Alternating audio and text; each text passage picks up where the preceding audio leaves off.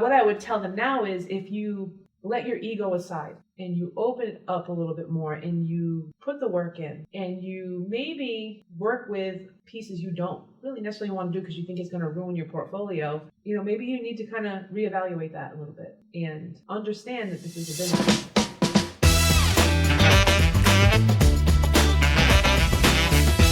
Yeah, I often say that like we're humans and we all go through our struggles and our contrasts, which is why it doesn't make sense that we fight each other, because at the end of the day, it would just be nicer if we all tried to help each other out. Pretty much. It'd be a lot easier, I think. And to push against like things you don't prefer doesn't make sense when the locus of control is on what you do prefer. Right. And what you can do to help yourself and help other people. So any path that you're taking, whether it's tarot cards, oracle cards, whether it's praying, whether it's going to church, if it's helping you and making you a better person, like I believe you should do that. Absolutely. You're right. Listen, like the dojo is my church. Right. This is where I've got the most support, the most friends from, and it's got me through a lot of life challenges, right? Where I'm able to come into this energy and it be calming, it be exciting. I don't know if you know this, but your mom came up to me this week. Was it this week or last week? And she came into my office and she was like, I just want to thank you for saving my life. It's true. And that was a moment between me and her. Right. This is why we do it. But that's happened to me more than a few times. Yeah. And like you can't get that really anywhere else. Right. And plus it's authenticity. Yeah. Right. So you're doing it on an authentic level. You're doing it, this is a business, but you're doing it because you genuinely care. Yes. You're not just like, I'm gonna make money on these people and blah blah blah blah blah. Yes, it is a business. And the same for what I do with tattooing and the same what I do with mentoring in general is, it's you genuinely care. And you want people to be comfortable and you want to see people grow and you want to see people be happy and confident. And that's a case in point. My mother's just turned 80. Yeah. And she comes here. She's a badass. But we got the video. But she honestly, she did tell me, she goes, I said thank you to him. Things like that. But it's true. It's like when you have that feeling of, oh wow, that just shows that that's not ego. Yeah. Because ego is the death of talent.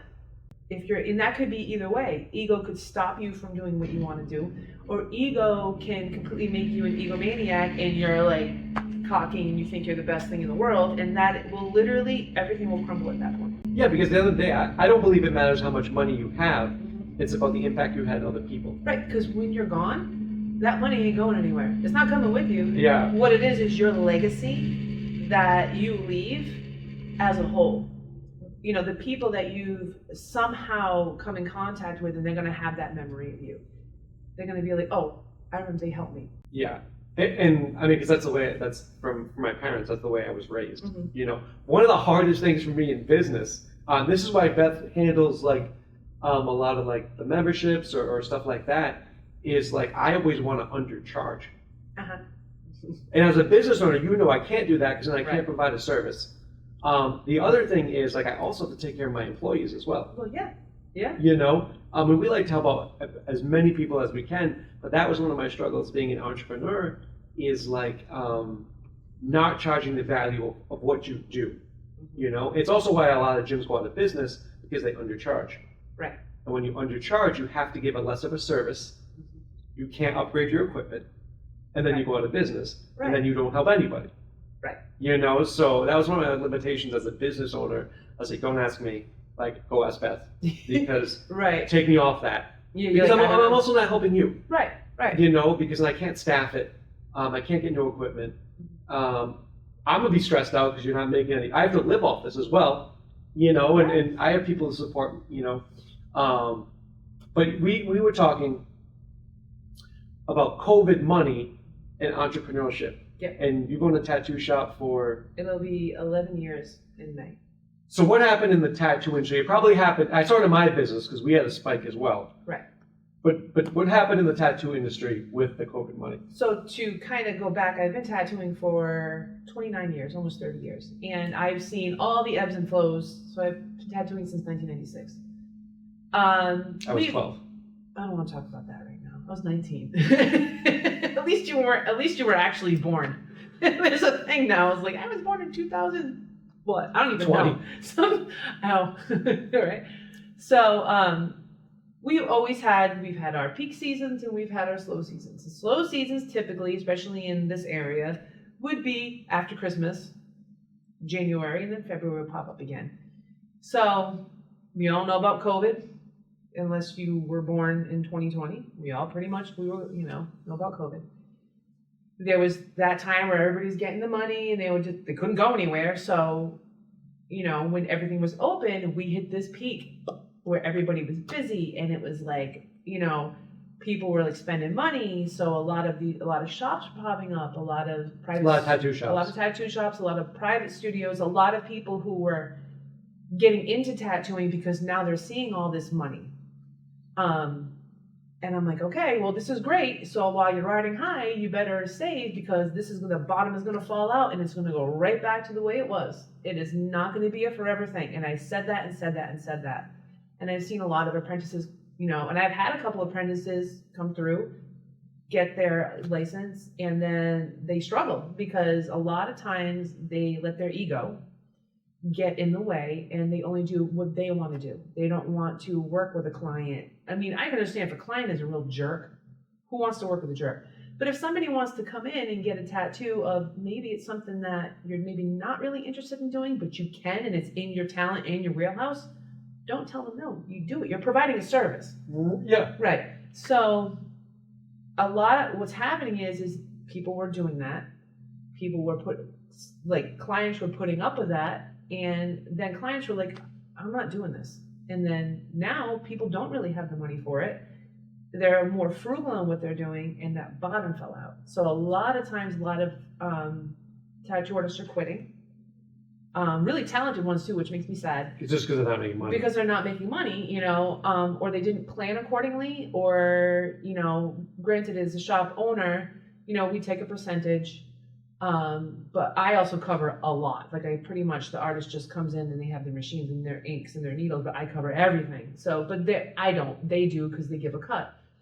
I think a lot of artists had this mindset that we were raking in the money on that when that was just kind of keeping the lights on. It's like, granted there are some that do take advantage. I'm not gonna pull that aside, but a lot of these people, they realize, oh, this is tough because they're experiencing exactly what tattooing was like before 2020. Yeah, because you had the stimulus checks going through. We had the through. stimulus checks and people were able to get they were getting their money from the unemployment and stuff. Some people were making more money on unemployment weekly than they were their regular job. Yeah, sure. And they had nowhere to go because how much Amazon could you spend? Yeah, right. So, and it was great because it kept us afloat, and I'm eternally grateful for my clients who kept us afloat. But a lot of the artists that are, like I said, that weren't around before that are like, oh, and they're panicking because they're not getting that. So what's your advice to them? Should have listened. Okay, what's your advice now to them? Oh, now? Still should have listened. Well, and what I mean by that is I would tell people this, people who were in my shop and now they're not in my shop, or they're not tattooing anymore or whatever, they thought I was being gatekeeping. We're gatekeeping. And I'm like, I'm not. What I'm telling you is you need to make sure, this is just how it's always been. This is how the ebbs and flows have always gone.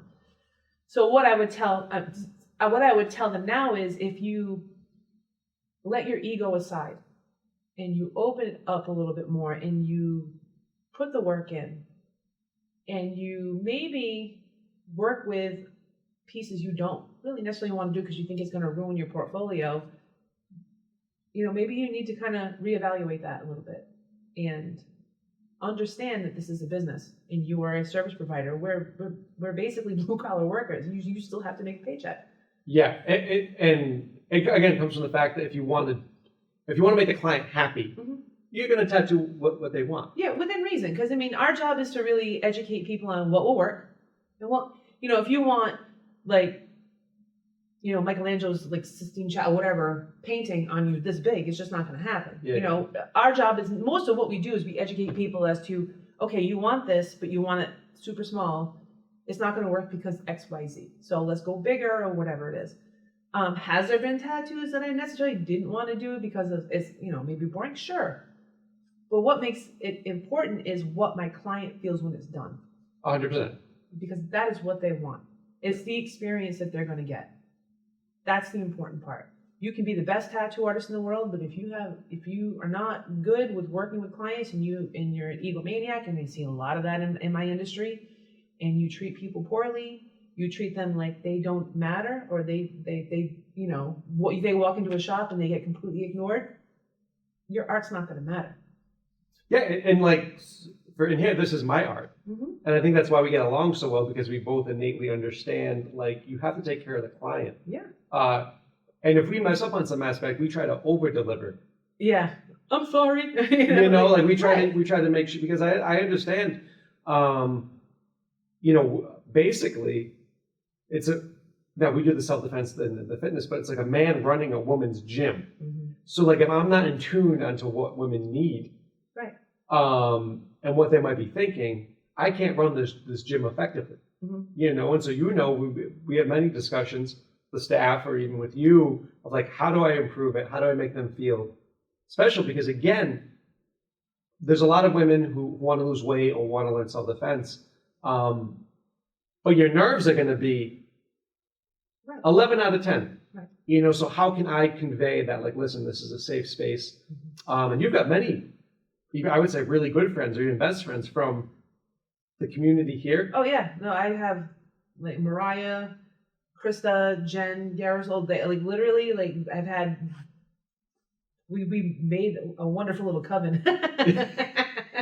They're honorary witches. Honorary witches. They hang out. If you hang out with me, honorary. No, but that's what it is, and it's like everybody else too. Like a lot of the women that are coming in, becoming, and I've never really had that. I think in my mind, subconsciously, I want to ask you that. Right, I've never had that. It was always really, believe it or not, I am an introvert. Believe it or not, unless you get me talking into things like music and witchcraft and tattoos.